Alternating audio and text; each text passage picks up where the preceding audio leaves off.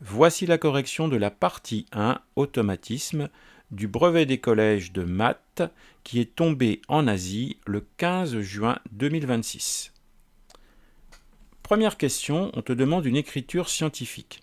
Alors je te rappelle que pour obtenir une écriture scientifique, tu dois écrire le nombre sous la forme d'un nombre décimal avec un seul chiffre non nul avant la virgule, multiplié par la puissance de 10 qui va bien. Alors tu vois, avec 45 310, le nombre décimal que tu peux fabriquer avec un seul chiffre non nul avant la virgule, c'est 4,531. Et tu dois donc trouver la puissance de 10 qui va bien pour que ça corresponde à 45 310.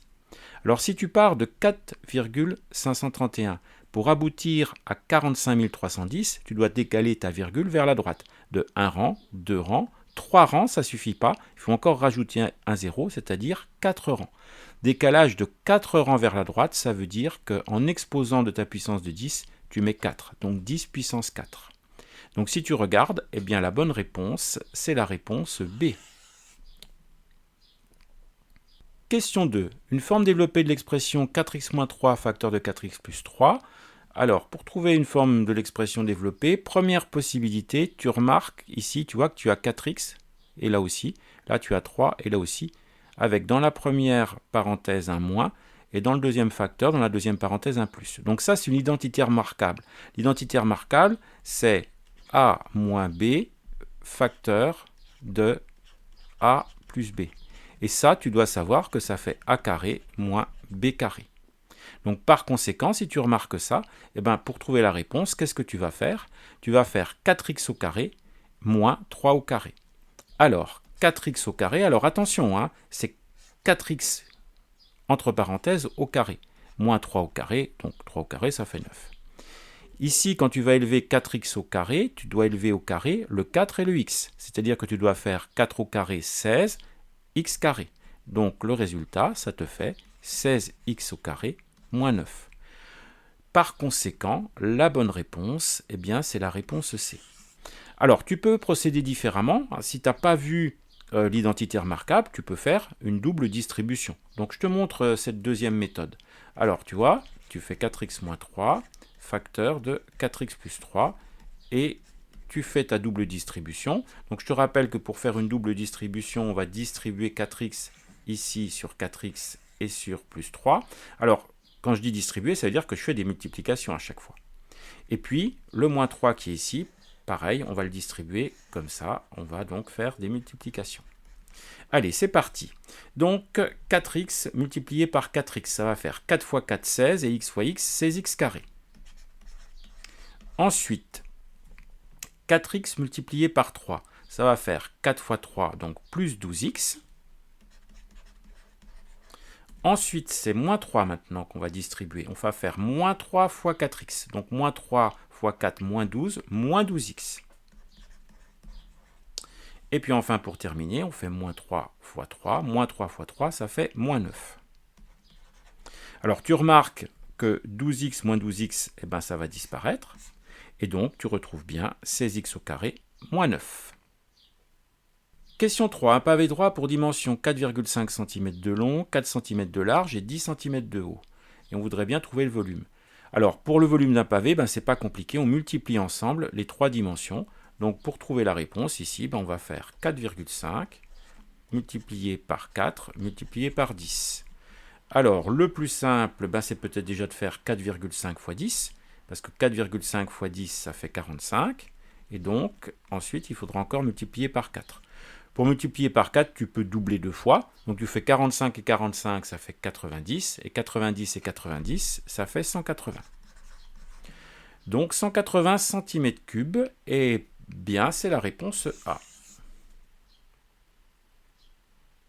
Question 4. On considère les nombres suivants et on s'intéresse à leur divisibilité par 9. Alors, le nombre n, 2025, et le nombre p, 2026. Alors, est-ce que 2025 est divisible par 9? Pour savoir ça, tu ajoutes tous les chiffres du nombre. Donc ici, tu vois, si tu fais ça, ça va te faire 2, plus 0, plus 2, 4, plus 5, 9. Tu tombes sur 9. Comme tu tombes sur 9, tu peux dire que n, il est divisible par 9. Parce que 9 est un multiple de 9. On fait pareil pour le nombre p. On ajoute les différents chiffres du nombre. Alors tu vois, 2 plus 2, 4, plus 6, 10. Ah, 10 n'est pas dans la table de 9, 10 n'est pas un multiple de 9, donc le nombre P n'est pas divisible par 9. Donc si on récapitule, N est divisible par 9, mais pas P. Donc c'est pas la réponse A, donc N est divisible par 9, mais pas P, et bien donc c'est la réponse B. Question 5. Une personne a couru 9 km en 45 minutes. Quelle est sa vitesse moyenne en km par heure? Alors, c'est un problème de proportionnalité. Donc, on a 9 km en 45 minutes. Donc, si tu divises par 3, ben, ça va te donner en un quart d'heure. 9 divisé par 3, ça fait donc 3 km en 45 divisé par 3, ça te fait 15 minutes. Alors, c'est intéressant de faire ça parce que tu veux la vitesse moyenne en km/h. Tu veux savoir combien il va parcourir en 1 heure, en 60 minutes. Donc, pour obtenir la distance parcourue en 60 minutes, il faut que tu multiplies par 4. Donc, si tu fais 4 fois 3 km en 4 fois 15 minutes. Et donc, ça va te donner 12 km en 60 minutes, c'est-à-dire 12 km en 1 heure. Donc la réponse que tu dois donner, c'est que la personne a couru à la vitesse de 12 km par heure. Question 6. Donc on a une roue de la fortune, donc un jeu de hasard. La roue est divisée en 10 secteurs de taille égale. Ça veut dire que tu vas être dans une situation d'équiprobabilité. Tous les secteurs ont exactement les mêmes chances d'être obtenus. Et on te demande la probabilité de gagner un casque audio. Alors il faut qu'on regarde combien il y a de secteurs avec des casques audio. Donc tu vois, tu en as 1, 2. Donc tu en as 2 sur les 10. Donc la probabilité de gagner le casque audio, ça va être 2 sur 10. Alors tu peux simplifier la fraction, 2 sur 10 c'est 1 cinquième. Donc là la réponse à donner pour cette question c'est 1 cinquième. Question 7. Un article coûte 60 €. Calculez son nouveau prix après une baisse de 10%. Alors, appliquer une baisse de 10%, ça veut dire qu'on va réduire le prix initial d'un dixième du prix. Alors, tu vois, le prix initial, il est de 60. Si tu le divises par 10, ça te donne 6 €. Ça, c'est la ristourne qu'on va appliquer. Donc, si l'article il coûtait 60 € au départ, qu'on lui enlève 6 €, on va le payer 54 €. Donc ça, c'est une première façon de faire. Une deuxième façon de faire, c'est d'utiliser le coefficient multiplicateur associé à la baisse de 10%. Alors, pour trouver le coefficient multiplicateur, ce que tu fais, c'est que tu fais 1 moins 10%, moins 10 centièmes. Donc, ça te fait 1 moins 0,1. Donc, ça fait 0,9. Le coefficient multiplicateur associé à une baisse de 10%, c'est 0,9. Donc, pour trouver le prix après la baisse, tu fais 60 fois 0,9. Donc, pour effectuer ça, tu vas faire 6 fois 9, 54. Ensuite, il va falloir gérer ici le 0, donc on rajoute un 0.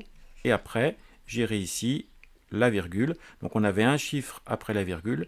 Donc, au résultat, tu dois aussi avoir un chiffre après la virgule. Donc, effectivement, tu retrouves bien tes 54 €. Question numéro 8. Quelle est la mesure de l'angle BAC? Donc l'angle BAC, c'est l'angle qui est ici. Alors, là, tu vois, tu as un codage d'angle droit. Donc tu sais que quand tu as un angle droit, sa mesure, c'est 90 degrés. Et puis tu sais également que dans un triangle, la somme des mesures, ça fait 180. Donc pour trouver ici la mesure manquante, tu vas faire 180 moins 40 moins 90. Alors tu peux peut-être commencer par faire 40 plus 90. Donc 40 plus 90, ça te fait 130. Donc il faudra que tu retranches 130 à 180. Ça va te faire 180 moins 130. Et puis 180 moins 130, c'est pas compliqué, ça fait 50. Donc ici, notre angle, il mesure 50 degrés. Donc la réponse à donner pour la question 8, c'est que l'angle BAC mesure 50 degrés. Question 9. Alors on te donne un diagramme en barre qui donne la répartition des notes à un contrôle de mathématiques. On voudrait savoir déjà combien il y a d'élèves qui ont participé au contrôle. Alors il faut qu'on regarde les effectifs. Donc ici tu vois, je vais les renoter là au-dessus. Donc ici tu as 3. Tu as 4 élèves qui ont eu 8 tu as 4 élèves qui ont eu 10, tu as 5 élèves qui ont eu 11, pareil 12, 5 élèves aussi, 3 élèves qui ont eu 15, 2 17 et 1 18. Et bien il faut qu'on ajoute tous les nombres qui sont là. Alors tu peux peut-être faire déjà 5 et 5, 10. Ensuite 4 et 4, 8 et 2, ça te fait plus 10. Et puis ensuite 3 et 3, 6 et 1, 7, donc plus 7. Donc ça te fait 27. Donc il y a 27 élèves qui ont participé au contrôle. Question petit b, on veut trouver la note médiane. Alors 27, le nombre de notes, c'est un nombre impair. Donc la note médiane, ça va être la note du milieu. 26 divisé par 2, ça fait 13. Donc si tu écrivais toutes tes notes, eh ben, il faudrait que tu regardes les 13 premières notes. Ensuite, tu vas avoir une 14e note. Cette 14e note, c'est ça qui va être la médiane. Et puis après, tu vas avoir les 13 dernières notes. Tu vois ? Et donc là, la note médiane, en fait, c'est la note qui est en 14e position quand tu ranges toutes les notes dans l'ordre croissant. Et bien pour trouver la 14e note, on va cumuler les effectifs directement sur le diagramme. Alors ici, tu as 3 et 4, 7. 7 et 4, 11. Donc tu vois, là on est à la 11e note. La 11e note, c'est encore 10.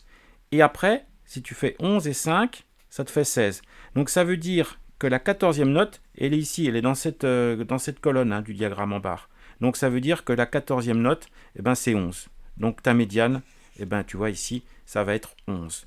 Donc pour la question petit b, quelle est la note médiane ? La réponse à donner, c'est 11.